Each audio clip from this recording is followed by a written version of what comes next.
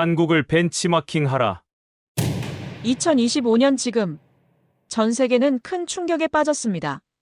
포브스가 발표한 단 한 장의 리스트가 지구촌을 뒤흔들고 있기 때문인데요. 그리고 그 누구도 예상조차 하지 못했던 믿기 어려운 이름이 그곳에 있었습니다. 그 이름은 바로 대한민국. 70년 전 이 나라는 세계 최빈국이었습니다. 아프리카보다 가난했던 나라. 전쟁의 폐허 속에서 굶주림과 절망만이 가득했던 땅. 그랬던 나라가 지금 일본을 제치고 세계가 인정하는 초강대국이 되어버린 겁니다. 나토 회의실이 술렁였습니다. 런던 다우닝가 10번지에서 긴급회의가 소집됐죠. 독일 베를린 총리 관저에는 비상등이 켜졌고 일본 도쿄 관저에서는 충격과 당혹감이 엄습했습니다. 이것은 단순한 순위 변동이 아닙니다. 21세기 국제 질서가 뒤바뀌는 충격적인 순간이었습니다. 대체 무슨 일이 일어난 것일까요? 2025년 지금 전 세계를 뒤흔들고 있는 우리 대한민국 이야기. 지금 시작합니다. 그 전에 잠깐 1초 만에 누를 수 있는 좋아요 버튼을 꾹 눌러주시면 영상 제작에 아주 큰 힘이 됩니다. 그럼 바로 시작하겠습니다. 저는 리처드 맥레이입니다. 나토 전략 기획 담당관으로 30년간 유럽과 아시아 안보 지형을 분석해왔습니다. 영국 옥스퍼드 대학에서 국제 정치학 박사학위를 받았고 미국 랜드 연구소에서 5년간 근무한 후 나토 본부로 옮겨왔죠. 특히 동북아시아의 군사 균형과 위험 요소를 연구해온 것이 제 전문 분야입니다. 지난 30년간 저는 수많은 국가들을 분석하고 평가해왔어요. 소련 붕괴 이후 러시아의 변화, 중국의 급부상, 일본의 경제 침체와 회복 과정까지 아시아 태평양 지역의 모든 주요 국가들을 면밀히 관찰해온 것이 제 이력서입니다. 하지만 그 과정에서 한국은 항상 2차적인 관심 대상이었어요. 처음 한국에 대한 제 인상은 솔직히 말해서 그리 좋지 않았습니다. 나토 브뤼셀 본부 회의장에서 아시아 안보 현안을 논의할 때마다 한국은 늘 일본과 중국의 뒤에 있었거든요. 주요 의제는 항상 미중 갈등, 북핵 문제, 일본의 군사력 증강 같은 것들이었고 한국은 그저 영향을 받는 수동적 존재로 여겨졌습니다. 군사력 평가에서도 마찬가지였어요. 한국군의 규모는 상당했지만 첨단 무기 체계나 독자적 작전 능력은 제한적으로 보였습니다. 미국산 무기에 의존하고 작전 지휘권도 미군과 공유하는 상황. 이런 조건에서 과연 독립적인 군사력이라고 할 수 있을까 의문이었죠. 경제적으로도 비슷한 인식이었어요.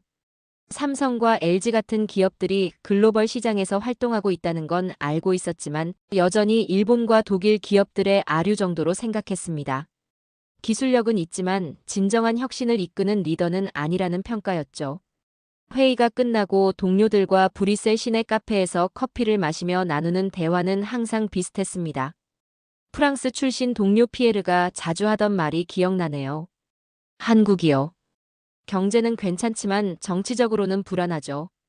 북한 때문에 늘 긴장 상태고 대통령도 자주 바뀌고. 독일 출신 동료 베르너도 비슷한 의견이었어요. 기술은 있지만 글로벌 파워는 아니야. 그냥 미국의 우산 아래 있는 작은 나라일 뿐이에요. 자체적인 전략적 사고나 독립적 행동력은 부족해 보인다고. 저도 그 의견에 동의했습니다. 한국의 외교 정책을 보면 항상 미국의 눈치를 보는 것 같았거든요.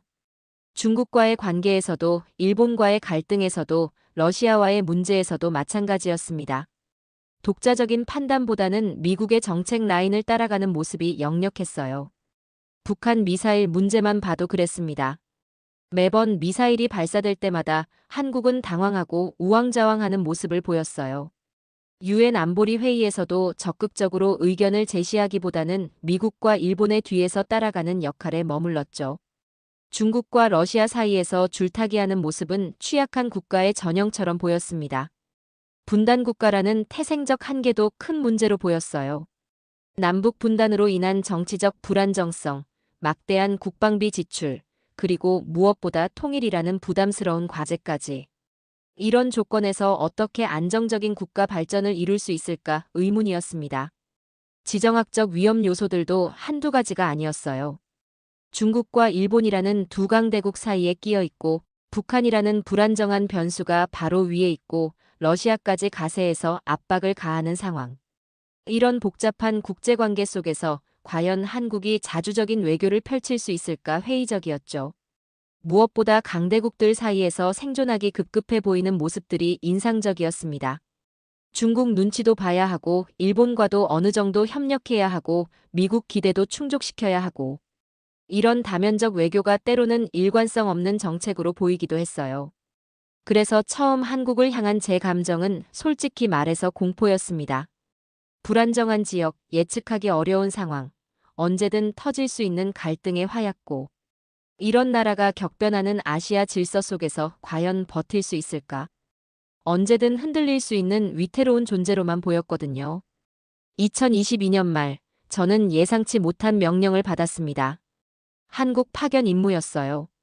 동북아시아 안보 상황이 급격히 변하고 있었고, 현지에서 직접 상황을 파악해야 한다는 나토 사무총장의 특별 지시였습니다.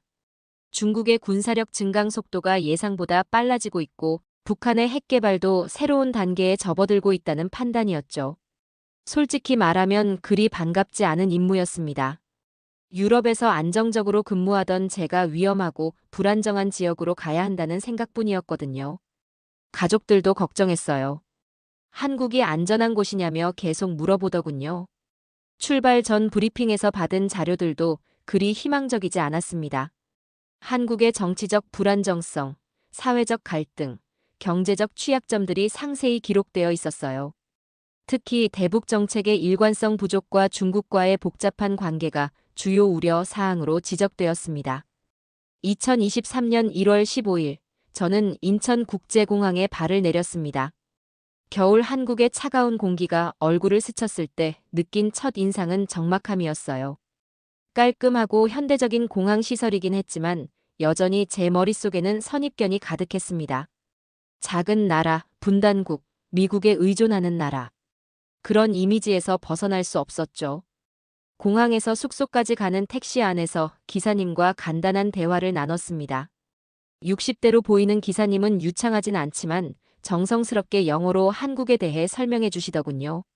한국이 얼마나 발전했는지, 서울이 얼마나 안전한 도시인지 자랑스럽게 말씀하셨어요. 하지만 저는 여전히 회의적이었습니다. 과연 이 나라가 국제 무대에서 어떤 의미 있는 역할을 할 수 있을까? 그날 밤 호텔에서 한국 관련 자료들을 다시 검토하면서도 같은 생각이었어요. 분명 경제 규모나 기술 수준에서는 상당한 성취를 이뤘지만 진정한 글로벌 파워로 인정받기에는 아직 부족해 보였습니다. 특히 소프트 파워나 문화적 영향력 면에서는 일본에도 미치지 못한다고 생각했거든요. 그때까지만 해도 저는 정말 몰랐습니다. 제가 지금까지 경험한 그 어떤 나라보다도 놀라운 곳에 와 있다는 것을.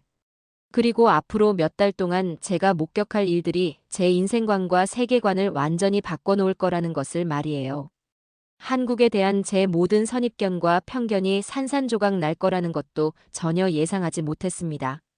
저는 서울에 도착한 첫 주부터 본격적인 현지 조사를 시작했습니다.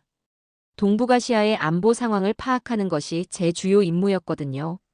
나토 본부에서 요청한 것은 한국의 실제 안보 능력과 지역 내 역할에 대한 정확한 평가였어요. 하지만 조사를 시작하자마자 심각한 현실과 마주했습니다. 2023년 초 북한은 연이어 도발을 감행했어요. 1월에만 신형 극초음속 미사일을 3차례나 발사했습니다. 이전의 미사일과는 완전히 다른 차원이었어요. 속도는 마하 10을 넘어섰고 정확도도 놀라울 정도였습니다. 더 심각한 건 기존 미사일 방어 체계로는 요격이 거의 불가능하다는 점이었죠. 제가 받은 나토 정보 보고서에 따르면 이 미사일은 러시아의 킨잘이나 중국의 DF-GF와 비슷한 수준이었어요. 북한이 이런 첨단 기술을 어떻게 확보했는지도 의문이었지만 더 큰 문제는 이것이 동북아시아 군사 균형을 완전히 바꿔놓았다는 사실이었습니다. 한국은 이제 기존 방어 전략을 전면 재검토해야 하는 상황에 놓였어요. 중국의 움직임은 더욱 위협적이었습니다. 동중국해에서 진행된 군사훈련 규모가 역대 최대였어요. 항공모함 야오닝호와 산둥호가 동시에 참여했고 최신의 제-20 스텔스 전투기도 대거 투입됐습니다. 대만 해협 상공에서의 중국군 활동도 급격히 증가했죠. 더 심각한 건 중국이 한국에 대해서도 압박을 가하기 시작했다는 점이었어요. 사드 미사일 방어 체계 배치 문제로 시작된 갈등이 경제 전반으로 확산됐습니다. 중국 관광객들의 한국 방문이 급감했고 한류 콘텐츠에 대한 규제도 강화됐어요. 롯데마트 같은 한국 기업들이 중국에서 철수하는 사태까지 벌어졌습니다. 러시아도 만만치 않았어요. 우크라이나 전쟁이 장기화되면서 러시아가 아시아 전선에도 관심을 돌리기 시작했습니다. 블라디미르 푸틴 대통령은 여러 차례 극동 지역 군사력 증강 계획을 발표했어요. 쿠릴 열도에 최신 미사일 시스템을 배치한다고 공언하기도 했습니다. 가장 충격적이었던 건 러시아가 전술핵 재배치를 암시하며 아시아 전선까지 거론하기 시작했다는 점이었어요. 만약 나토가 우크라이나 지원을 확대한다면 아시아 동맹국들도 공격 대상이 될 수 있다는 위협까지 가했습니다. 이는 명백히 한국과 일본을 겨냥한 발언이었죠. 나토 본부에서 받은 보고서들을 읽어보니 상황은 더욱 암울했어요. 북한의 핵 위협은 갈수록 정교해지고 있었습니다. 우라늄 농축 시설이 확대되고 있고 플루토늄 생산량도 증가하고 있다는 분석이었어요. 전문가들 추정으로는 북한이 이미 50개 이상의 핵탄두를 보유하고 있을 가능성이 높다고 했습니다. 중국의 군사력 확장은 더욱 기하급수적이었어요. 국방비가 매년 7% 이상 증가하고 있었고 첨단 무기 체계 개발에 막대한 투자를 하고 있었습니다. 특히 반접근 지역 거부 전략으로 불리는 AEAD 능력이 급속도로 강화되고 있었어요. 이는 미군의 아시아 전개 능력을 제약하려는 전략이었습니다. 러시아까지 극동 지역에 전략 자산을 재배치하고 있는 상황에서 한국은 말 그대로 사면초가였어요. 북쪽에는 핵무기로 무장한 북한이 있고 서쪽에는 급부상하는 중국이 있고 동북쪽에는 러시아가 압박을 가하고 있었습니다. 그 한가운데 한국이 외롭게 서 있었죠. 처음 몇 주 동안 제가 본 한국의 모습은 정말 답답했어요. 언론에서는 연일 북한 미사일 발사 소식을 다뤘습니다. 매일 아침 뉴스를 보면 북한이 또 어떤 미사일을 쏘았는지, 어느 지역에 떨어졌는지가 주요 뉴스였어요. 시민들의 표정도 어두웠습니다. 지하철에서, 카페에서, 거리에서 만나는 사람들 모두가 불안해하는 기색이 역력했어요. 정치권의 대응도 실망스러웠습니다. 여당과 야당이 대북 정책을 두고 논쟁만 벌이고 있었어요. 강경 대응이냐, 대화 해법이냐를 놓고 계속 싸우기만 할 뿐 구체적이고 실효성 있는 대안은 나오지 않았습니다. 국회에서는 매일 정쟁만 벌어졌고 정작 중요한 안보 현안에 대해서는 제대로 된 토론조차 이뤄지지 않았어요. 시민들은 어떨까요? 불안해했지만 동시에 무력감도 컸습니다.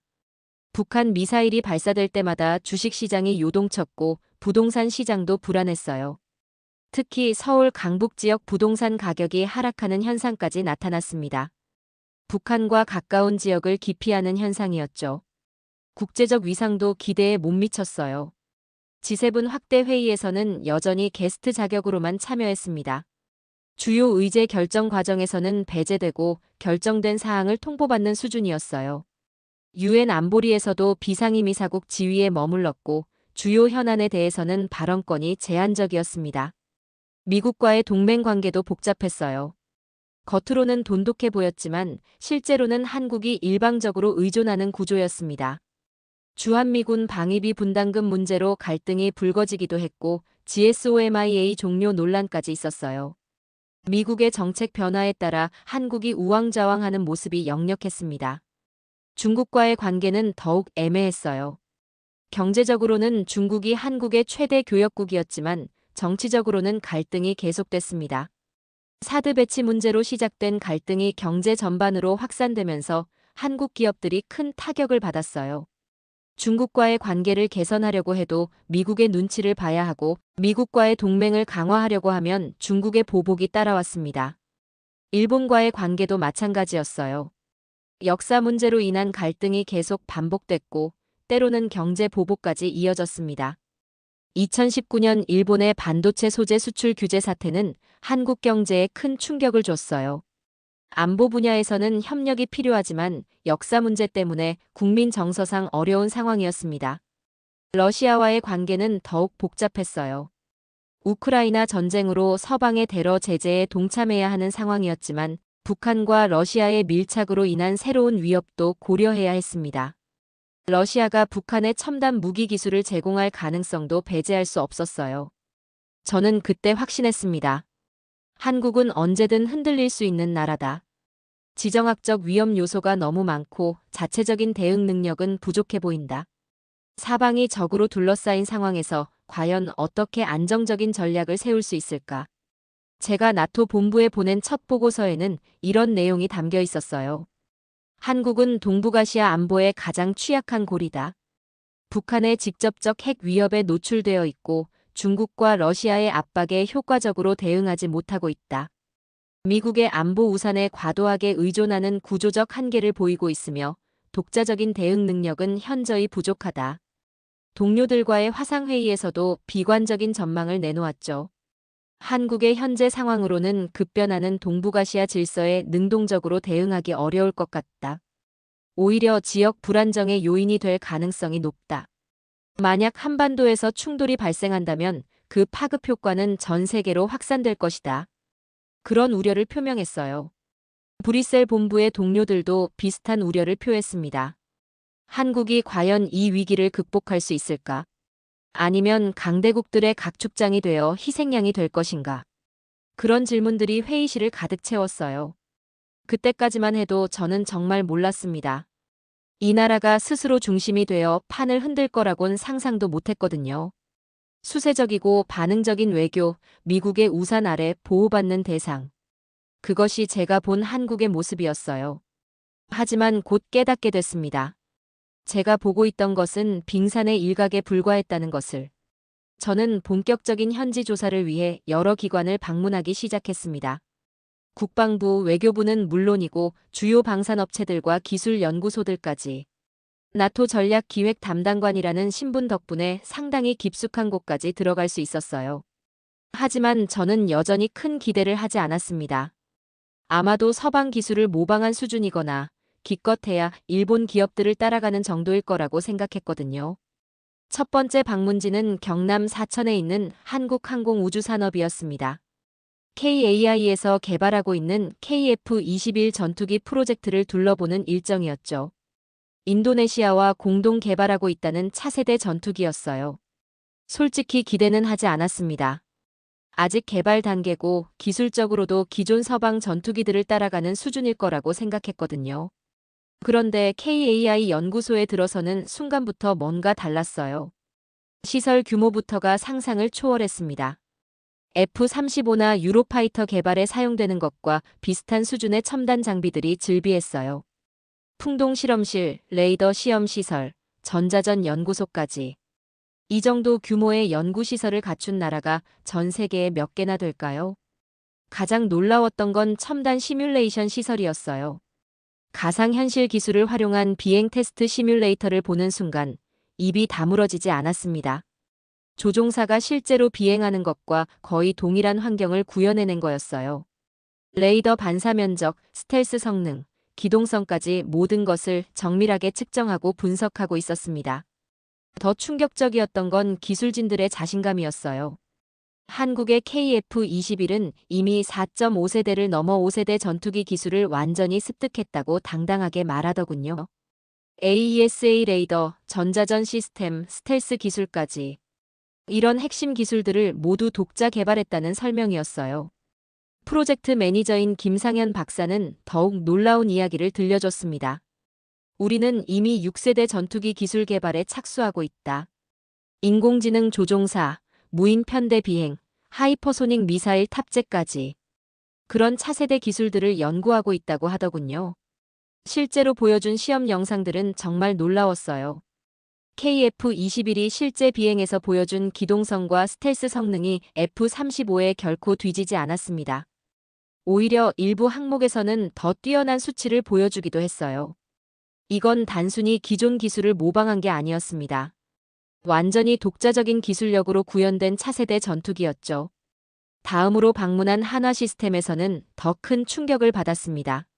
무인 전차와 자율 무기 체계 개발 현장을 둘러봤는데 이건 정말 미래 전쟁의 모습 그 자체였어요. 블랙팬서라고 불리는 K2 전차의 무인화 버전을 시연해 주었는데 인공지능이 스스로 적을 탐지하고 공격하는 모습이 소름 끼칠 정도였습니다. 한화 시스템의 CTO인 박민수 박사가 설명해 준 내용은 더욱 놀라웠어요.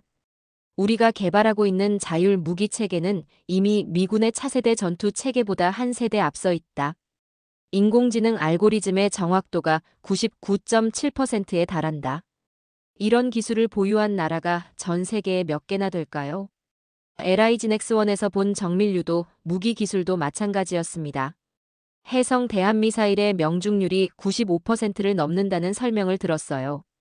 현궁 대공미사일은 탄도미사일까지 요격할 수 있는 성능을 갖추고 있었습니다.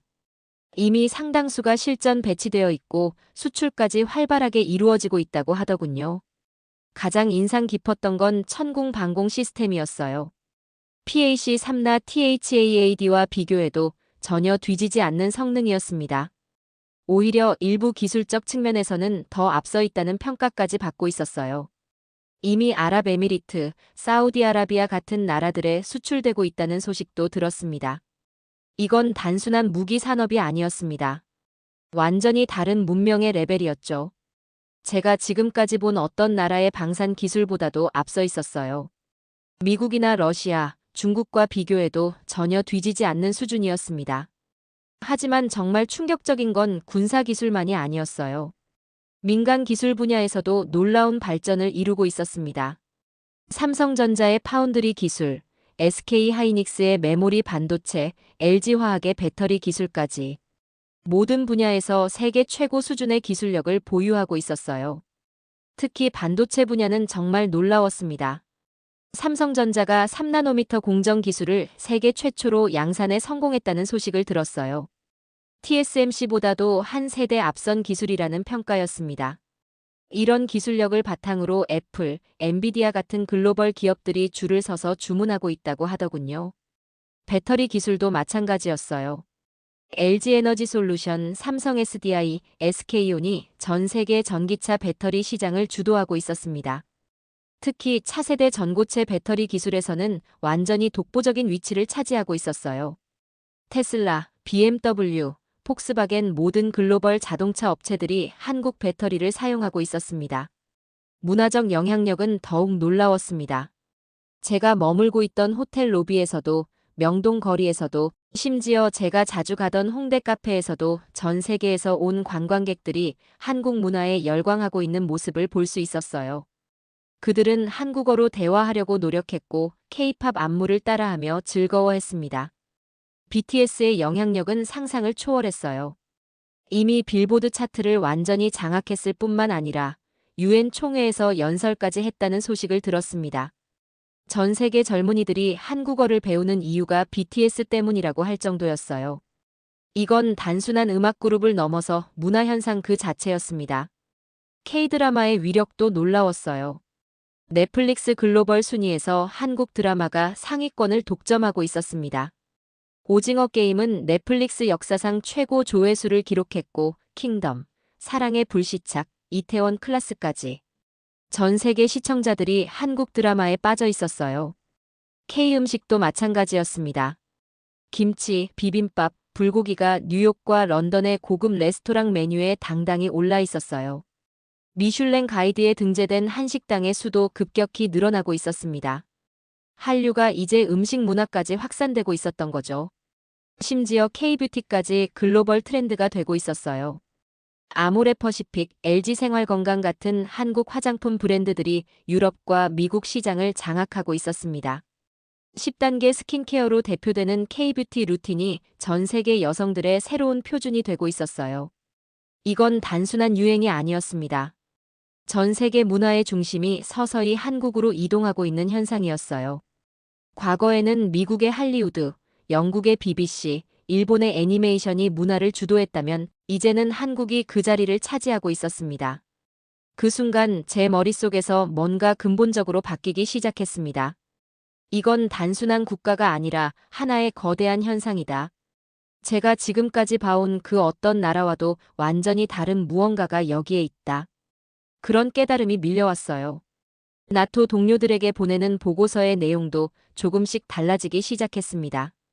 한국의 기술력과 문화적 영향력이 예상보다 훨씬 크다.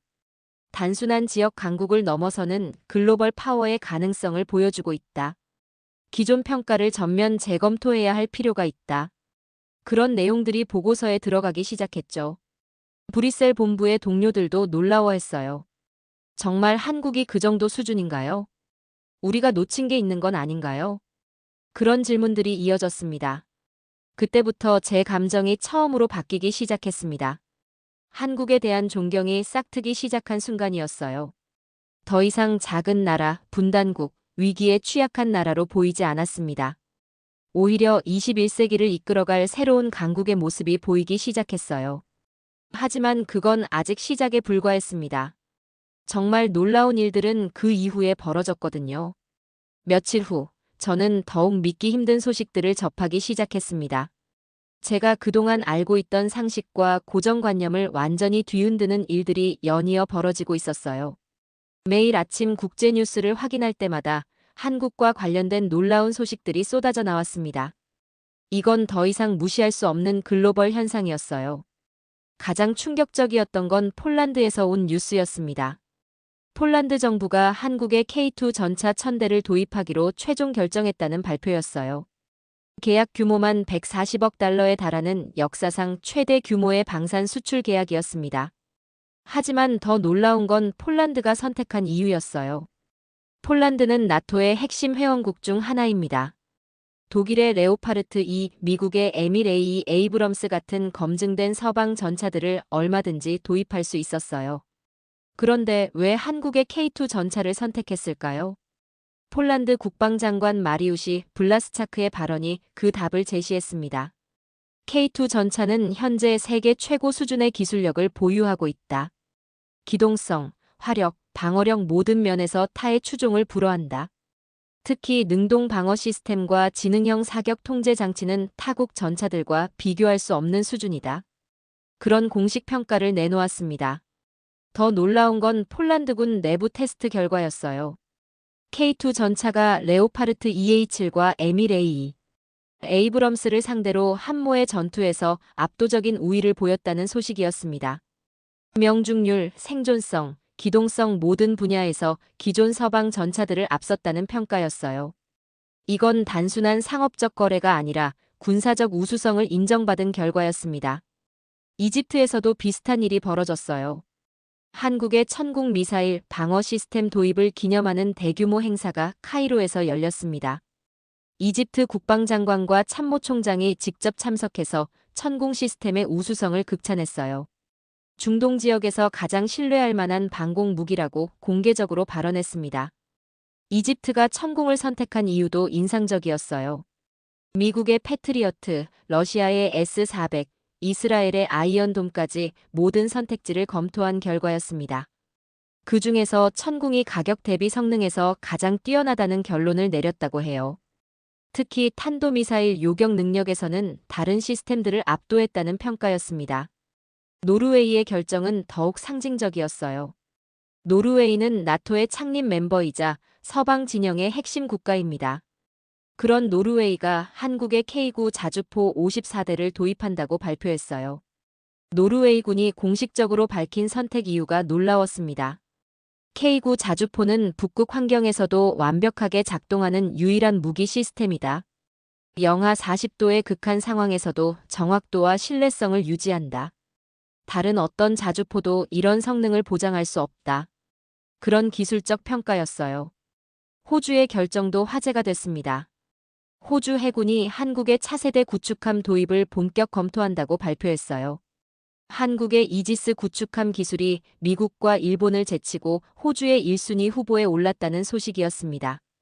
특히 한국형 이지스 시스템의 통합 방어 능력이 타국 시스템보다 뛰어나다는 평가였어요.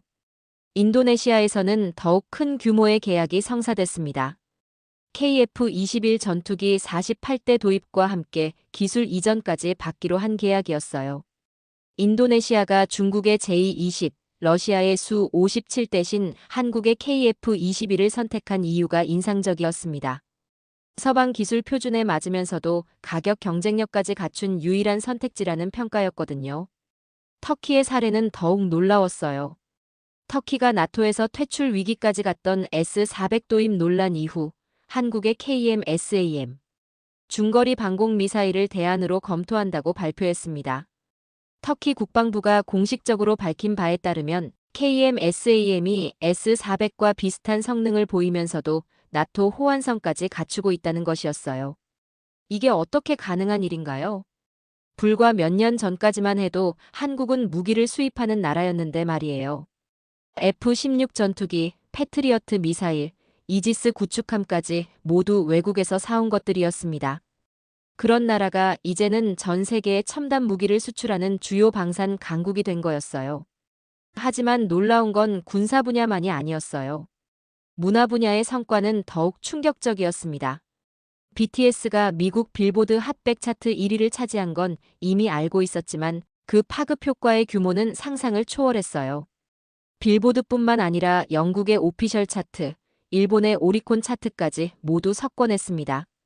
전 세계 음악 차트를 동시에 제패한 최초의 비영어권 아티스트가 된 거였어요. 더 놀라운 건 이들의 앨범 판매량이었습니다. 미국에서만 500만 장이 넘게 팔렸고 전 세계적으로는 2천만 장을 돌파했어요. BTS의 영향력은 음악을 넘어섰습니다. 이들이 UN 총회에서 연설한 영상이 전 세계에서 1억 뷰를 넘겼어요. 한국 청년들의 목소리가 UN이라는 국제 무대에서 전 세계에 전달된 역사적 순간이었습니다. 이제는 K-팝 아이돌이 아니라 글로벌 문화대사로 인정받고 있었어요. 다른 K-팝 그룹들의 성과도 놀라웠습니다. 블랙핑크는 유튜브 조회수 10억 뷰를 넘긴 최초의 K-팝 걸그룹이 됐어요. 스트레이키즈, 투모로우바이투게더, 아이브까지 신진 그룹들도 연이어 해외 차트에 진입했습니다. 이제는 K-팝이 전 세계 음악 시장의 주류가 된 거였어요. 넷플릭스 글로벌 통계를 보니 더욱 충격적이었어요. 전 세계에서 가장 많이 시청된 드라마 상위 10개 중 7개가 한국 드라마였습니다. 오징어 게임은 넷플릭스 역사상 최대 조회수를 기록했고 전 세계 94개국에서 1위를 차지했어요. 킹덤, 사랑의 불시착, 이태원 클라스, 스위트홈까지 연이어 글로벌 히트를 기록했습니다. 더 놀라운 건 이런 한국 드라마들이 단순한 오락을 넘어 사회 현상을 만들어내고 있다는 점이었어요. 오징어 게임으로 인해 전 세계에서 달고나 만들기가 유행했고 사랑의 불시착으로 스위스 관광이 급증했습니다. 한국 드라마가 전 세계 사람들의 생활 패턴까지 바꾸고 있었던 거예요. 기술 분야는 어떨까요? 삼성전자가 글로벌 반도체 시장에서 차지하는 점유율이 20%를 넘어섰어요. 메모리 반도체 분야에서는 50%가 넘는 압도적인 시장 지배력을 보였습니다. SK하이닉스까지 합치면 전 세계 메모리 반도체의 70% 이상을 한국이 생산하고 있었어요. LG화학과 삼성 SDI의 전기차 배터리 기술도 놀라웠습니다. 테슬라, BMW, 아우디, 폭스바겐 등 글로벌 자동차 업체들이 모두 한국 배터리를 사용하고 있었어요. 전 세계 전기차 배터리 시장에서 한국 기업들이 차지하는 비중이 60%를 넘어섰습니다. 조선업계에서도 한국의 독주가 계속됐어요. 현대중공업, 대우조선해양, 삼성중공업이 전 세계 선박 수주량의 절반 이상을 차지했습니다. 특히 LNG 운반선과 컨테이너선 분야에서는 압도적인 기술력을 보였어요. 친환경 선박 기술에서도 세계 최고 수준을 유지하고 있었습니다. 심지어 인공지능 분야에서도 한국 기업들이 두각을 나타내기 시작했어요. 네이버의 하이퍼클로바, 카카오의 카카오브레인, LG의 엑사원까지. 이들의 AI 기술이 이미 상당한 수준에 올라 있다는 평가를 받고 있었습니다. 정부 차원에서도 K-클라우드라는 이름으로 AI 반도체 개발에 막대한 투자를 하고 있었어요. 저는 정말 혼란스러웠습니다. 이게 어떻게 가능한 일이냐? 작은 나라, 분단국, 지정학적 위기국이라고 생각했던 한국이 모든 분야에서 기적 같은 성과를 이루고 있었던 거예요. 군사기술, 문화 콘텐츠, 첨단 산업까지 그야말로 전방위적인 성공이었습니다. 나토 브뤼셀 본부에 전화를 걸어 동료들에게 확인해 봤습니다. 정말 한국이 이 정도 수준인가요? 우리가 완전히 놓친 게 있는 건 아닌가요? 제가 현지에서 과장된 정보를 접하고 있는 건 아닌가요? 그런 질문들을 했더니 모두들 경악하더군요. 프랑스 출신 동료 피에르가 한 말이 기억납니다. 리처드, 당신이 보고 있는 게 맞아요. 우리도 최근 들어 한국 관련 보고서들을 계속 받고 있어요. 이건 더 이상 무시할 수 없는 현상이에요. 독일 출신 베르너도 비슷한 반응이었어요. 한국이 이렇게 빠르게 성장할 줄은 정말 몰랐어요. 나토 차원에서도 한국과의 협력 확대를 검토하고 있어요. 이제는 단순한 아시아 동맹국이 아니라 글로벌 파트너로 봐야 할 것 같아요. 이건 예외가 아닌 전방위적 시스템의 승리였습니다. 우연이나 운이 아니라 체계적이고 전략적인 성과였어요. 한국이 지난 수십 년간 축적해온 모든 노력들이 이제 동시다발적으로 결실을 맺고 있는 것 같았습니다. 그 순간 저는 완전히 깨달았습니다. 제가 지금까지 한국을 완전히 잘못 보고 있었다는 것을. 작은 나라, 취약한 나라가 아니라 21세기를 이끌어갈 새로운 강국이 바로 여기에 있었던 거예요. 저는 한국에 대해 더 깊이 알아보고 싶었습니다. 이런 놀라운 성과들이 어디서 나온 건지 그 뿌리와 원동력을 찾고 싶었어요. 표면적인 성공 뒤에 숨겨진 진짜 이야기가 궁금했습니다. 그래서 주말을 이용해 용산에 있는 전쟁기념관을 방문하기로 했어요. 전쟁기념관 앞에 서는 순간부터 뭔가 다른 느낌이었습니다. 거대한 조형물들과 태극기가 바람에 휘날리는 모습을 보니 가슴이 먹먹해졌어요. 이곳은 단순한 박물관이 아니라 한민족의 아픈 역사와 불굴의 의지가 고스란히 담겨 있는 신성한 공간이었습니다. 들어서기 전부터 숙연해지는 기분이었어요. 6.25 전쟁 관련 전시실에 들어서는 순간 저는 말문이 막혔습니다. 흑백 사진 속 폐허가 된 서울의 모습이 너무나 처참했어요. 남대문과 동대문만 덩그러니 서 있고 주변은 모두 잿더미가 된 모습. 불과 70년 전의 일이라는 게 믿어지지 않았습니다. 가장 충격적이었던 건 전쟁 고아들의 사진이었어요. 폐허 속에서 굶주리고 있는 아이들의 모습을 보니 가슴이 찢어지는 것 같았습니다. 부모를 잃고 거리를 헤매는 어린 생명들, 추위에 떨며 구걸하는 아이들.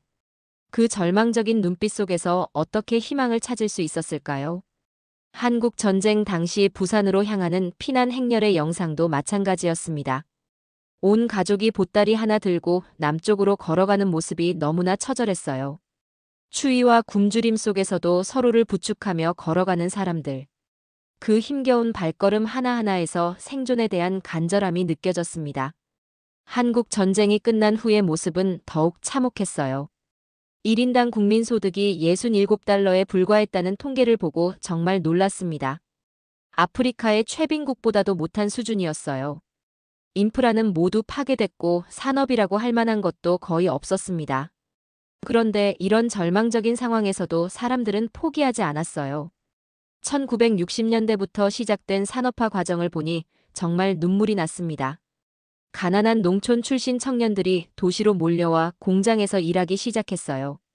하루 12시간, 때로는 16시간씩 일하면서도 불평하지 않았습니다. 중동 건설붐 시절의 이야기는 더욱 감동적이었어요. 사우디아라비아와 쿠웨이트 건설 현장에서 죽음을 무릅쓰고 일한 노동자들의 편지를 읽어보니 가슴이 뭉클했습니다. 고향의 가족들에게 보낸 편지에는 항상 같은 내용이 적혀 있었어요. 걱정하지 마세요. 건강하게 일하고 있습니다. 조국을 위해, 가족을 위해 열심히 벌어오겠습니다. 그들이 중동에서 흘린 피와 땀이 없었다면 오늘의 한국도 없었을 거예요. 사막의 모래바람과 50도가 넘는 폭염 속에서도 묵묵히 일했던 그분들. 이국 땅에서 향수병과 외로움을 견디면서도 조국 발전만을 생각했던 그 마음. 정말 눈물 없이는 볼 수 없는 이야기들이었습니다. 여성들의 희생도 마찬가지였어요. 구로공단과 마산 수출 자유지역에서 일했던 여공들의 이야기를 보니 더욱 가슴이 아팠습니다. 10대 후반부터 20대 초반의 어린 여성들이 가족의 생계를 위해 공장에서 밤낮 없이 일했어요. 손가락이 터지고 눈이 침침해져도 참고 견뎠습니다. 그들의 희생이 한국 수출 산업의 기초를 닦았던 거예요. 교육에 대한 열정도 정말 대단했습니다. 가난한 부모들이 자식 교육을 위해 평생을 바쳤던 이유를 이제야 이해할 수 있었어요. 배움을 통해서만 가난에서 벗어날 수 있다고 믿었던 그 간절함. 부모들은 자신들이 굶더라도 자녀들만큼은 꼭 학교에 보내려고 했습니다. 야학의 역사도 감동적이었어요. 낮에는 공장에서 일하고 밤에는 야학에서 공부하는 청년들의 모습. 전기도 제대로 들어오지 않는 교실에서 촛불을 켜놓고 공부하는 장면들. 그들의 배움에 대한 갈증이 오늘날 한국의 교육 강국 신화를 만들어낸 원동력이었어요. 기업가들의 도전 정신도 놀라웠습니다. 정주영 회장이 울산에 조선소를 세울 때의 이야기는 정말 전설 같았어요. 조선업 경험이 전혀 없으면서도 세계 최대 조선소를 건설하겠다고 선언했던 그 용기. 현대중공업이 첫 번째 유조선을 만들 때까지의 과정은 그야말로 기적이었습니다. 삼성 이병철 회장의 도전도 마찬가지였어요. 섬유업에서 시작해서 전자산업까지 진출하겠다고 했을 때 모든 사람들이 무모하다고 했습니다. 하지만 그는 포기하지 않았어요. 일본과 미국에서 기술을 배워오고 수많은 실패를 겪으면서도 끝까지 버텼습니다. LG 구인회 회장의 화학사업 도전도 비슷했어요. 전혀 경험이 없는 분야였지만 한국도 화학 강국이 될 수 있다고 믿었습니다. 수많은 시행착오와 실패를 겪으면서도 결국 LG화학을 세계적인 기업으로 키워냈어요. IMF 외환위기 때 국민들이 보여준 단합된 모습은 정말 감동적이었습니다. 금 모으기 운동에 참여한 할머니들의 모습을 보니 눈물이 핑 돌았어요. 결혼반지, 금리, 금목걸이까지 모든 것을 내놓으며 나라를 구하려고 했던 그 마음. 온 국민이 하나가 되어 위기를 극복하려고 했던 그 정신이 얼마나 위대한 것인지.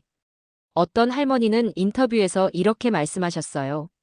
이 반지는 50년 전 신혼 때 받은 건데 나라가 어려우면 이런 건 아무것도 아니에요. 우리 손자들이 잘 살 수 있다면 기꺼이 내놓겠어요. 그런 마음으로 금을 내놓으셨던 거예요. IMF 극복 과정에서 보여준 기업들의 구조조정도 대단했어요. 대우, 한보 같은 대기업들이 무너졌지만 살아남은 기업들은 더욱 강해졌습니다. 삼성, LG, 현대가 세계적인 글로벌 기업으로 도약한 것도 이때부터였어요. 위기를 기회로 만든 정말 대단한 저력이었습니다. 연구개발에 대한 투자 철학도 인상 깊었습니다.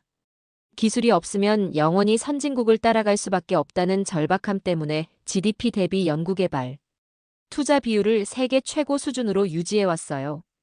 KAIST, POSTCH 같은 연구 중심 대학들을 설립한 것도 이런 철학 때문이었습니다. 반도체 산업 육성 과정도 마찬가지였어요.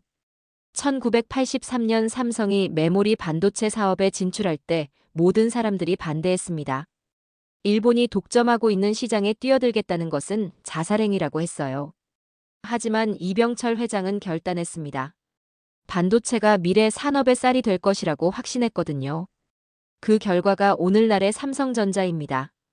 세계 1위 메모리 반도체 기업으로 성장해서 글로벌 IT 산업을 이끌고 있어요. SK하이닉스까지 합치면 전 세계 메모리 반도체 시장의 70% 이상을 한국이 차지하고 있습니다. 조선업의 성장 과정도 감동적이었어요. 현대중공업이 첫 번째 배를 만들 때의 이야기는 정말 드라마틱했습니다. 경험도 기술도 없었지만 세계 최고의 조선소를 만들겠다는 꿈을 포기하지 않았어요. 수많은 시행착오와 실패를 겪으면서도 결국 세계 1위 조선소가 되었습니다. 철강 산업도 마찬가지였어요. 포스코가 포항에 첫 번째 제철소를 건설할 때도 모든 사람들이 불가능하다고 했습니다. 기술도 자본도 없는 상황에서 제철소를 짓겠다는 것은 무모한 도전이었어요. 하지만 박태준 회장과 직원들은 포기하지 않았습니다. 일본과 독일에서 기술을 배워오고 온갖 어려움을 겪으면서도 결국 성공했어요. 포스코는 지금 세계 4위 철강 회사로 성장했고 기술력도 세계 최고 수준에 올라 있습니다. 자동차 산업의 도약도 놀라웠어요. 현대자동차가 독자 모델 포니를 개발할 때의 이야기를 보니 정말 감동적이었습니다. 외국 기술에 의존하지 않고 순수 국산 기술로 자동차를 만들겠다는 의지. 수많은 실패와 좌절을 겪으면서도 끝까지 포기하지 않았던 정주영 회장과 직원들. 전쟁의 폐허에서 시작해 세계 6위 강대국까지 올라온 이 여정을 돌아보니 정말 기적 같았어요. 이건 단순한 경제 성장이나 기술 발전이 아니었습니다. 한 민족의 불굴의 의지와 희생정신, 그리고 미래에 대한 확고한 믿음이 만들어낸 기적이었어요. 그 순간 저도 눈물을 흘렸습니다. 이런 역사를 가진 나라, 이런 정신을 가진 민족이라면 어떤 어려움도 극복할 수 있을 거라는 확신이 들었어요. 오늘날 한국의 성공은 우연이 아니라 필연이었습니다. 하지만 2023년과 2024년, 한국에도 다시 큰 위기가 찾아왔습니다. 저는 그 과정을 지켜보며 정말 안타까웠어요. 이렇게 훌륭한 역사와 정신을 가진 나라가 다시 어려움에 빠지는 건 아닌가 하는 걱정이 들었거든요. 하지만 그 위기 속에서 한국이 보여준 모습은 정말 놀라웠습니다. 가장 큰 타격은 반도체 업황 붕괴였습니다. 2023년 들어 글로벌 반도체 시장이 급격히 냉각되기 시작했어요. 코로나19 팬데믹 기간 동안 과도하게 늘어났던 수요가 정상화되면서 재고가 급증했습니다. 스마트폰과 PC 시장의 성장 둔화도 반도체 수요 감소로 이어졌어요. 여기에 미중 무역 전쟁의 여파까지 겹쳤습니다. 미국이 중국으로의 첨단 반도체 수출을 제한하면서 글로벌 공급망이 크게 흔들렸어요. 중국이 한국산 반도체에 대한 의존도를 줄이려고 하면서 주문량이 급감했습니다. 삼성전자와 SK하이닉스 모두 큰 타격을 받았어요. 삼성전자의 2023년 1분기 실적은 충격적이었습니다. 영업이익이 전년 동기 대비 95%나 급감했어요. 메모리 반도체 부문에서는 14조 원의 적자를 기록했습니다. SK하이닉스도 마찬가지로 큰 손실을 입었어요. 주가 폭락도 심각했습니다. 삼성전자 주가가 5만 원대까지 떨어지면서 시가총액이 300조 원 아래로 내려갔어요. SK하이닉스도 7만 원대에서 5만 원대로 급락했습니다. 반도체 관련 중소기업들의 상황은 더욱 심각했어요. 저출산 문제는 더욱 구조적이고 심각한 도전이었습니다. 2023년 한국의 합계 출산율이 0.78까지 떨어졌다는 발표가 나왔어요. 이는 OECD 국가 중 최하위 수준이자 전 세계에서도 가장 낮은 수치였습니다. 이대로 가면 2070년에는 인구가 3,800만 명까지 줄어들 것이라는 전망이 나왔어요. 출산율 저하의 원인도 복합적이었습니다. 집값 폭등으로 인한 주거비 부담, 사교육비 급증, 경직된 직장 문화까지. 젊은 세대들이 결혼과 출산을 포기하는 경우가 급증했어요. 20대와 30대 여성들의 혼인 건수가 역대 최저 수준을 기록했습니다. 인구 절벽에 대한 우려가 커졌습니다. 생산 가능 인구 감소로 인한 경제 성장률 둔화, 연금과 의료비 같은 사회보장비 급증, 내수시장 축소로 인한 기업들의 성장 한계까지 복합적인 문제들이 동시다발적으로 대두됐어요. 글로벌 공급망 교란도 한국 경제에 큰 타격을 줬습니다. 러시아 우크라이나 전쟁이 장기화되면서 에너지 가격이 폭등했어요. 천연가스 가격은 전년 대비 300% 이상 급등했습니다. 원유 가격도 배럴당 100달러를 넘나들면서 수입 물가 상승 압력이 커졌어요. 에너지 수입 의존도가 95%에 달하는 한국으로서는 치명적인 상황이었습니다. 제조업체들의 생산비가 급증하면서 경쟁력이 약화됐어요. 특히 석유화학, 철강, 시멘트 같은 에너지 집약적 산업들이 큰 어려움을 겪었습니다. 원자재 가격 폭등도 문제였어요. 리튬, 니켈, 코발트 같은 배터리 핵심 소재 가격이 급등했습니다. 철광석과 석탄 가격도 크게 올랐어요. 이로 인해 한국 제조업체들의 원가 부담이 급증했습니다. 중국의 경제 보복도 계속됐습니다. 사드 배치 갈등의 연장선에서 한류 콘텐츠에 대한 규제가 더욱 강화됐어요. 중국 내 한국 드라마와 K-팝 콘서트가 대폭 줄어들었습니다. 중국 관광객도 코로나19 영향과 겹쳐 거의 제로 수준까지 떨어졌어요. 한국 기업들의 중국 진출도 여러 제약에 부딪혔습니다. 롯데마트가 중국에서 완전 철수하는 사태까지 벌어졌어요. 현대자동차의 중국 판매량도 급감했습니다. 중국이 한국 기업들에 대한 각종 규제와 제재를 강화했거든요. 여기에 일본과의 관계도 다시 악화됐습니다. 후쿠시마 원전 오염수 방류 문제로 양국 관계가 냉각됐어요. 일본 정부의 독도 영유권 주장도 계속됐습니다. 한일 간 경제 협력도 위축됐어요. 북한의 도발도 더욱 심해졌습니다. 2023년에만 30차례가 넘는 미사일 발사가 있었어요. 고체 연료 ICBM인 화성 18형까지 실전 배치됐습니다. 한국 상공을 통과하는 미사일 발사도 있었어요. 러시아와 북한의 군사 협력도 우려스러웠습니다. 김정은이 러시아를 방문해서 푸틴과 정상회담을 가졌어요. 북한이 러시아에 포탄을 지원하고 러시아가 북한에 첨단 무기 기술을 제공한다는 의혹이 제기됐습니다. 한반도 안보 상황이 더욱 복잡해졌어요. 국내 정치적 혼란도 가중됐습니다. 여야 간 정치적 갈등이 심화되면서 주요 정책 추진에 차질이 생겼어요.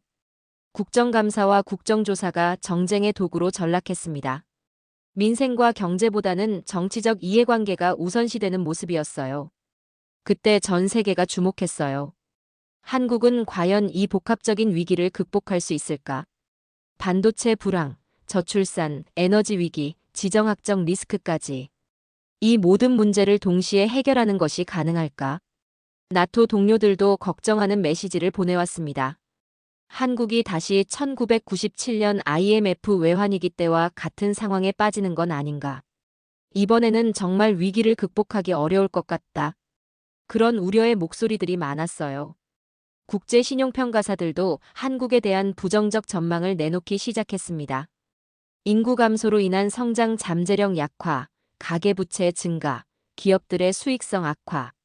이런 요인들이 한국 경제의 발목을 잡을 것이라는 분석이었어요. 외국인 투자자들도 한국 시장에서 자금을 빼기 시작했습니다. 코스피 지수가 2200선까지 떨어졌어요. 원달러 환율도 1400원대까지 올라가면서 통화 가치가 크게 절하됐습니다. 하지만 저는 곧 깨닫게 됐어요. 한국 사람들의 표정에서 절망이나 포기의 기색을 찾을 수 없었습니다. 오히려 이런 위기 상황에서도 담담하고 의연한 모습을 보였어요.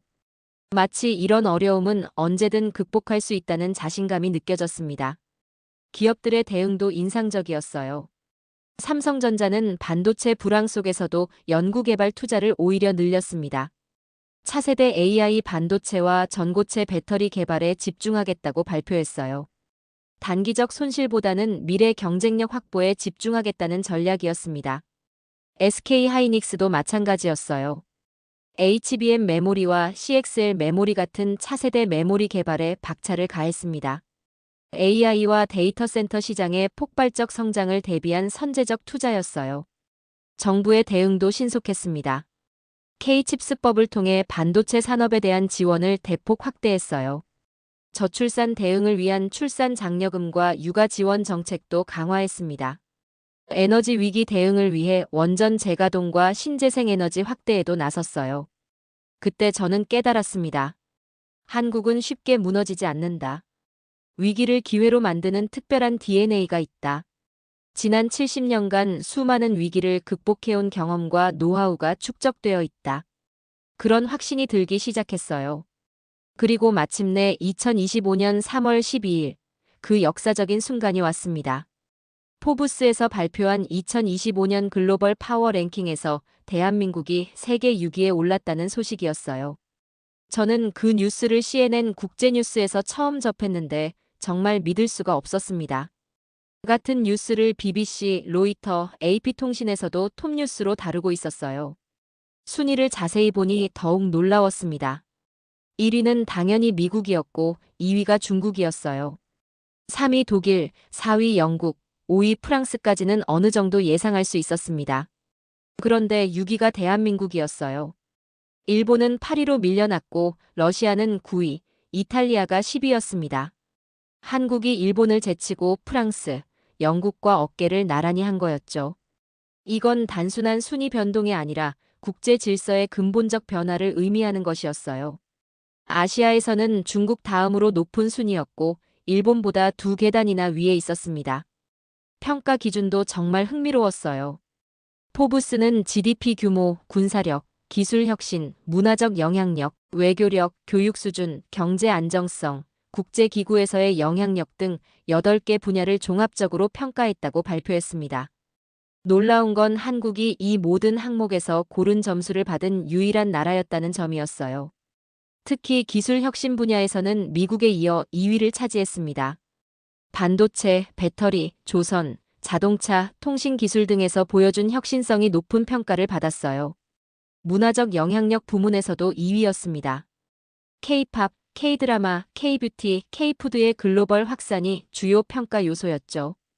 군사력 평가에서도 8위를 기록했어요. 전력 규모는 중간 정도였지만 방산 기술의 우수성과 수출 실적이 높은 점수를 받았습니다. 특히 K2 전차, KF-21 전투기, 천공 미사일 등의 기술적 우수성이 인정받았어요. 경제 안정성 분야에서는 5위였습니다. GDP 대비 국가부채 비율이 상대적으로 낮고 외환 보유액이 충분하다는 점이 높은 평가를 받았어요. IMF 외환위기와 2008년 글로벌 금융위기를 성공적으로 극복한 경험도 긍정적으로 평가됐습니다. 교육 수준에서는 3위를 차지했어요. PISA 점수, 대학 진학률, 평생학습 참여율 등에서 최고 수준을 보였습니다. 특히 디지털 리터러시와 과학기술 교육 분야에서는 세계 1위 수준이었어요. 외교력 평가에서는 7위였습니다. 중견국 외교의 모범 사례로 평가받았고 한미동맹, 한일관계, 한중관계를 균형 있게 관리하는 능력이 인정받았어요. UN, G20, OECD 등 국제기구에서의 기여도도 높은 점수를 받았습니다. 나토 브뤼셀 본부의 회의장은 완전히 술렁이었습니다. 과거 그저 작은 동맹국, 보호받아야 할 대상으로만 여겨졌던 나라가 이제 전략의 중심, 기준이 되는 나라가 된 거였어요. 사무총장인 옌스 스톨텐베르그도 긴급 회의를 소집했습니다. 동료들의 반응이 정말 인상적이었습니다. 프랑스 출신 피에르가 제일 먼저 입을 열었어요. 이제 한국을 어떻게 바라봐야 할지 완전히 재평가해야겠어요. 단순한 아시아 파트너가 아니라 글로벌 강국으로 인정해야 할 것 같아요. 독일 출신 베르너도 비슷한 의견이었어요. 한국의 기술력과 경제력을 과소평가했던 것 같아요. 이제부터는 독일과 동등한 수준의 파트너로 대해야 할 것 같습니다. 특히 첨단 기술 분야에서는 오히려 한국에서 배워야 할 점들이 많아요. 영국 출신 동료 제임스는 더욱 솔직했어요. 솔직히 충격적이에요. 브렉시트로 어려움을 겪고 있는 영국보다 한국이 더 높은 평가를 받을 줄은 몰랐거든요. 특히 소프트 파워 분야에서는 완전히 추월당한 느낌이에요. 이탈리아 출신 마르코도 인정하더군요. 한국의 성장 속도가 정말 놀라워요. 10년 전만 해도 이탈리아가 한국보다 훨씬 앞섰다고 생각했는데 이제는 완전히 역전됐어요. 특히 혁신 능력에서는 따라갈 수 없을 정도로 차이가 나요. 회의 분위기가 완전히 바뀌었어요. 이제는 다들 입을 모아 말하기 시작했습니다. 한국을 벤치마킹해야 한다. 한국의 성공 모델을 연구해야 한다. 한국과의 협력을 더욱 강화해야 한다. 그런 이야기들이 회의장을 가득 채웠어요. 나토 사무총장도 공식 성명을 발표했습니다. 한국은 이제 나토의 핵심 파트너로서 글로벌 안보에 중요한 역할을 하고 있다. 인도태평양 지역뿐만 아니라 유럽 안보에도 기여할 수 있는 중요한 파트너다. 그런 평가를 내놓았어요. 유럽 각국 정부의 반응도 즉각적이었습니다. 독일 정부는 한국과의 수소 에너지 협력을 대폭 확대한다고 발표했어요. 올라프 숄츠 총리가 직접 한국 방문을 추진한다는 소식도 나왔습니다. 독일의 그린 에너지 전환에 한국의 기술이 필수적이라는 판단이었어요. 프랑스도 마찬가지였어요. 에마니엘 마크롱 대통령이 한국과의 원자력 기술 공동 개발을 제안했습니다. 소형 모듈 원자로 기술에서 한국이 세계 최고 수준이라는 평가를 내놓았어요. 한불 간 원자력 기술 협력을 전략적 파트너십 수준으로 격상시키겠다고 발표했습니다. 영국은 한국과의 자유무역 협정 확대를 추진한다고 했어요. 리시 수낙 총리가 직접 한국의 첨단 기술 도입을 위한 협력 방안을 검토하고 있다고 발표했습니다. 특히 금융기술과 인공지능 분야에서 한국과의 협력을 강화하겠다고 했어요. 네덜란드도 반도체 협력 확대를 제안했습니다. ASML과 삼성전자, SK하이닉스 간의 전략적 파트너십을 더욱 강화하겠다고 발표했어요. 차세대 EUV 장비 개발에서 한국과의 공동 연구를 추진한다고 했습니다.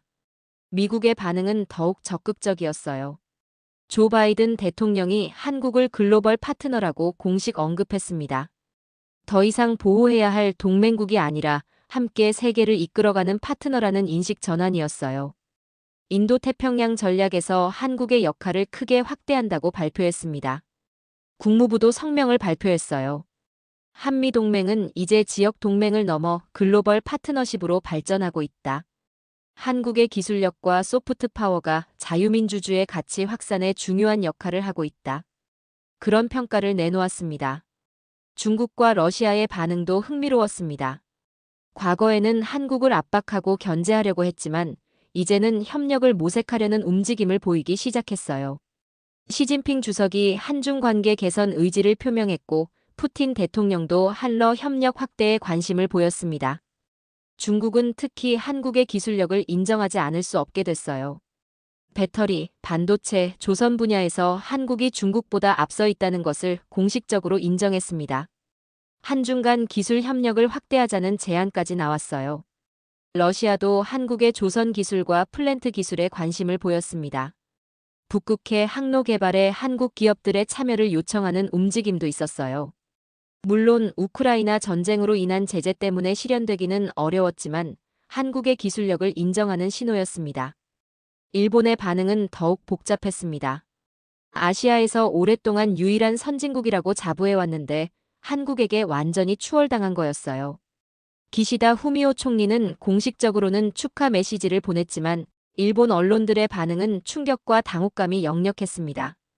아사히 신문은 한국의 성공 요인을 분석하는 특집 기사를 연일 쏟아냈어요. 한국이 어떻게 일본을 앞설 수 있었는지, 일본이 놓친 것은 무엇인지에 대한 심층 분석이었습니다. 특히 디지털 전환과 문화 콘텐츠 분야에서 한국에게 크게 뒤처졌다는 자성의 목소리가 많았어요. 요미우리 신문도 마찬가지였어요. 한국의 혁신 시스템과 기업가 정신을 배워야 한다는 사설을 실었습니다. 일본의 경직된 사회 구조와 관료주의가 혁신을 가로막고 있다는 비판적 시각이었어요. 저는 그 모든 장면을 보며 정말 감격스러웠어요. 불과 몇 년 전까지 작은 나라, 분단국, 위기에 취약한 나라라고 생각했던 한국이 이제 세계를 이끄는 주요 국가 중 하나가 된 거였습니다.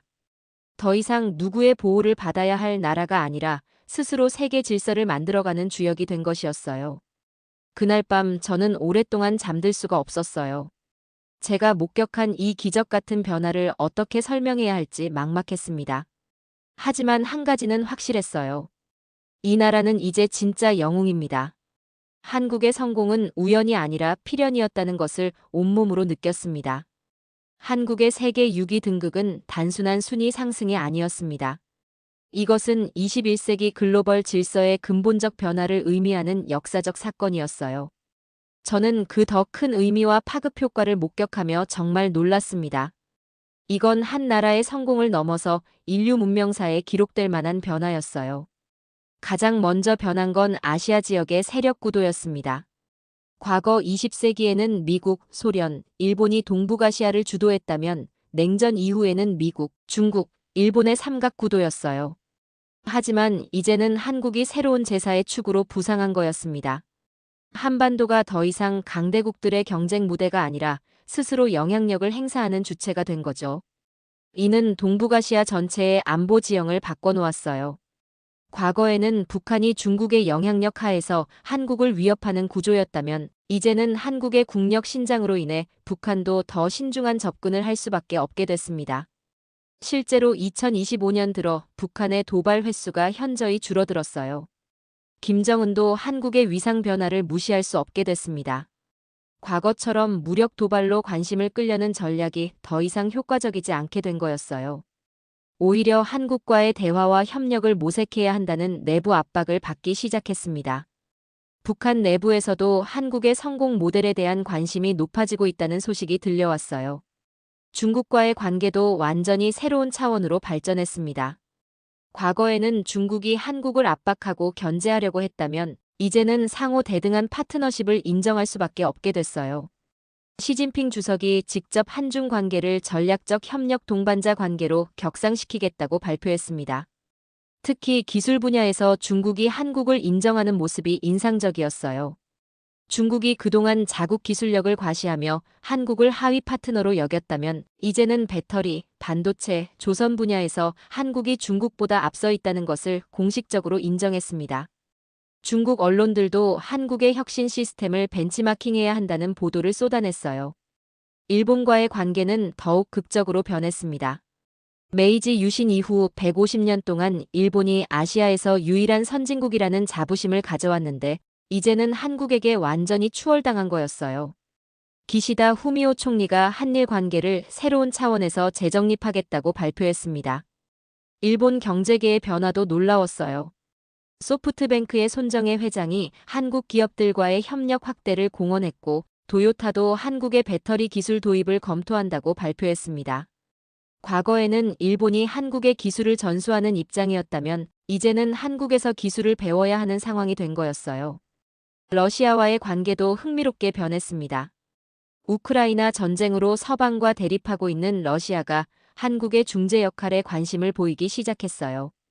푸틴 대통령이 한국의 국제적 위상을 인정하면서 한러 관계 개선 의지를 표명했습니다. 유럽과의 관계는 완전히 새로운 차원으로 발전했어요. 과거에는 미국을 통한 간접적 관계였다면 이제는 직접적이고 전략적인 파트너십을 구축하게 됐습니다. EU가 한국을 인도태평양 전략의 핵심 파트너로 공식 지정했어요. 독일의 변화가 가장 인상적이었습니다. 올라프 숄츠 총리가 한독 관계를 아시아에서 가장 중요한 파트너십이라고 평가했어요. 독일의 탈원전 정책과 그린 에너지 전환에 한국의 기술이 필수적이라는 판단이었습니다. 현재 독일이 추진하고 있는 수소 경제 구축에 한국이 핵심 파트너로 참여하게 됐어요.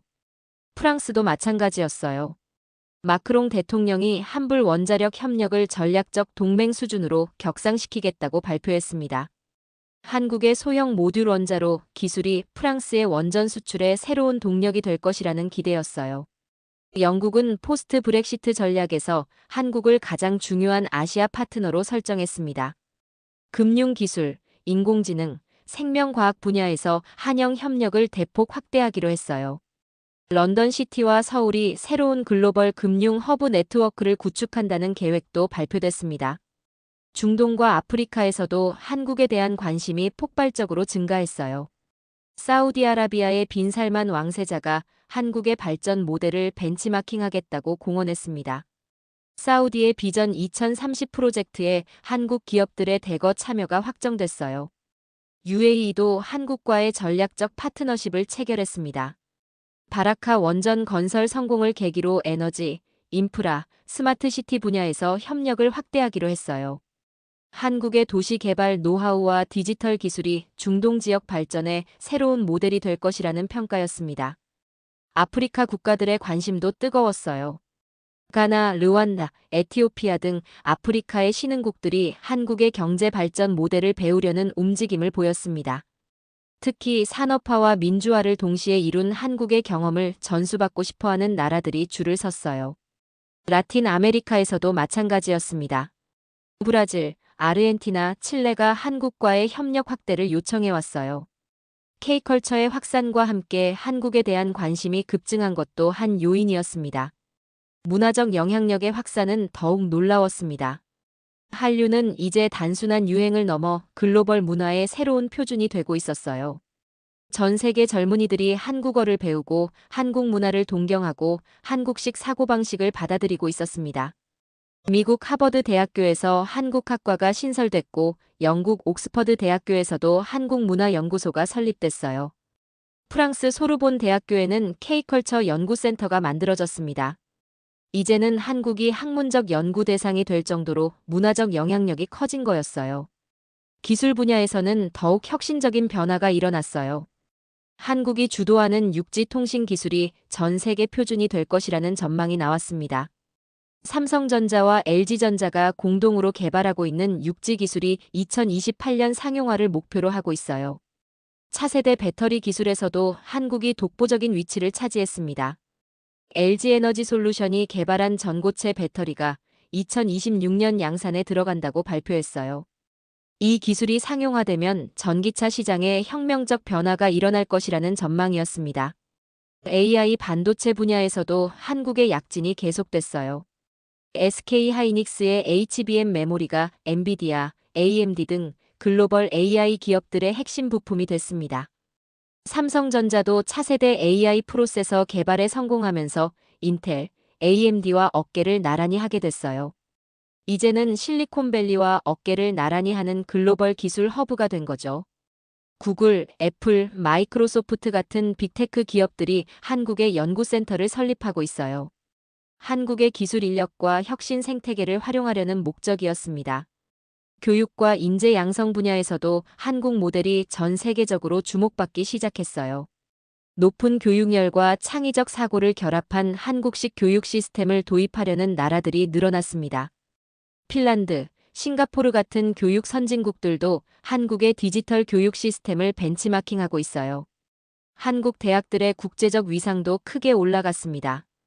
서울대, KAIST, 포스텍이 세계 대학 순위에서 꾸준히 상승하고 있어요. 전 세계에서 온 유학생들이 한국 대학으로 몰려들고 있습니다. 특히 공학과 IT 분야에서는 한국 대학들이 세계 최고 수준으로 인정받고 있어요. MIT, 스탠포드, 칼텍과 어깨를 나란히 하는 수준까지 올라왔습니다. 한국의 연구 논문 인용 지수도 급격히 상승하고 있어요. 하지만 가장 중요한 변화는 한국인들의 자신감이었습니다. 과거에는 선진국을 동경하고 따라가려고만 했다면 이제는 당당하게 자신들의 길을 걷고 있었어요. 더 이상 누구를 의식하거나 부러워하지 않는 진짜 선진국 국민의 모습이었습니다. 젊은 세대들의 변화가 특히 인상적이었어요. 과거에는 미국이나 유럽으로 이민을 꿈꾸는 젊은이들이 많았다면 이제는 오히려 외국에서 한국으로 오려는 사람들이 늘어났습니다. K컬처의 영향으로 한국에 대한 동경이 전 세계적으로 확산된 것도 한 요인이었어요. 기업가 정신도 완전히 바뀌었습니다. 과거에는 안정적인 대기업 취업을 선호했다면 이제는 창업에 도전하는 젊은이들이 급증했어요. 정부의 스타트업 지원 정책과 벤처 생태계 조성으로 혁신 기업들이 속속 등장하고 있습니다. 이런 변화들이 모여서 한국만의 독특한 혁신 문화를 만들어냈어요. 빠른 의사결정, 과감한 투자, 끊임없는 도전 정신이 한국 기업들의 새로운 DNA가 됐습니다. 이것이 바로 한국이 다른 나라들과 차별화되는 핵심 경쟁력이었어요. 특히 60대 이상 시청자 여러분들에게 꼭 말씀드리고 싶어요. 여러분이 흘린 피와 땀, 그 고난의 시간들이 바로 이 모든 기적의 뿌리였습니다. 전쟁의 폐허에서 시작해 세계 6위. 강대국까지 올라온 이 여정은 여러분의 희생과 노력 없이는 절대 불가능했을 거예요. 1950년대 전쟁고아였던 분들, 1960년대 공장에서 밤낮 없이 일하셨던 분들, 1970년대 중동에서 구슬땀을 흘리셨던 분들, 1980년대 민주화를 위해 싸우셨던 분들, 1990년대 IMF 위기를 함께 극복하셨던 분들. 모든 분들의 희생이 있었기에 오늘의 기적이 가능했습니다. 이제는 우리 후손들이 이 나라를 더욱 자랑스럽게 이어갈 시간입니다. 여러분이 만들어주신 이 자랑스러운 나라를 다음 세대가 더욱 발전시켜 나갈 것입니다. 한국은 더 이상 작은 나라가 아닙니다. 세계를 이끄는 글로벌 리더이자 인류 문명 발전에 기여하는 중요한 국가가 된 거예요. 앞으로 한국이 걸어갈 길은 더욱 밝습니다. 통일 한국의 꿈도 이제 현실이 될 수 있을 것 같아요. 강력한 국력을 바탕으로 평화적 통일을 이룰 수 있는 여건이 조성되고 있습니다. 그때가 되면 한국은 진정한 의미에서 동북아시아의 중심 국가가 될 것입니다. 이 이야기는 한국의 지금을 넘어 민족 전체의 가능성에 대한 찬사입니다. 두려움 속에 시작해 존경과 눈물, 기적과 감동으로 완성된 놀라운 여정이었어요. 저는 나토 전략 기획 담당관으로서 지난 30년간 수많은 국가들을 분석하고 평가해왔지만 한국 같은 나라는 처음이었습니다. 처음 한국에 왔을 때 제가 가졌던 편견과 우려가 얼마나 잘못된 것이었는지 지금 돌이켜보면 부끄러울 정도입니다. 작은 나라, 분단국, 위기에 취약한 나라라고 생각했던 한국이 실제로는 21세기를 이끌어갈 새로운 강국이었던 것입니다. 제가 목격한 것은 단순한 경제 발전이나 기술 혁신이 아니었어요. 한국의 성공은 절망에서 기적을 만든 서사이며 역사를 바꾼 위대한 전략이었습니다. 전쟁의 폐허에서 시작해 반세기 만에 세계 6위. 강대국으로 올라선 것은 인류 역사상 유례를 찾기 어려운 기적입니다. 이것은 운이나 우연이 아니라 한민족의 불굴의 의지와 지혜, 그리고 끊임없는 노력의 결실이었어요. 무엇보다 인상 깊었던 것은 한국 사람들의 정신력이었습니다. 어떤 어려움 앞에서도 굴복하지 않는 강인함, 미래에 대한 확고한 믿음, 그리고 후손을 위한 희생정신. 이런 가치들이 오늘날 한국의 기적을 만들어낸 진정한 원동력이었습니다. 한국의 이야기는 전 세계 모든 나라들에게 희망의 메시지가 됩니다. 아무리 작은 나라라도 아무리 어려운 조건에서 시작했다고 해도 국민들의 의지와 노력이 있다면 얼마든지 위대한 나라가 될 수 있다는 것을 보여준 살아있는 증거입니다. 21세기 세계를 이끄는 이름은 바로 코리아입니다. 저는 이제 확신을 가지고 말할 수 있습니다. 한국은 단순한 강국이 아니라 인류 문명 발전에 기여하는 위대한 나라입니다. 앞으로도 한국의 더 큰 성취와 발전을 기대하며 이 감동적인 이야기를 마치겠습니다. 흐름을 따르던 나라에서 흐름을 바꾸는 나라로. 한국이 없으면 세계가 멈춥니다. 오늘의 사연은 여기까지입니다. 구독과 좋아요는 영상 제작에 아주 큰 힘이 됩니다. 지금까지 감동테라스 저는 소희였습니다. 오늘도 우리 구독자님들의 가정에 따뜻한 행복이 가득하시길 진심으로 바라겠습니다. 긴 영상 끝까지 시청해주셔서 정말 감사합니다. 내일 더 좋은 이야기로 찾아뵙겠습니다. 감사합니다.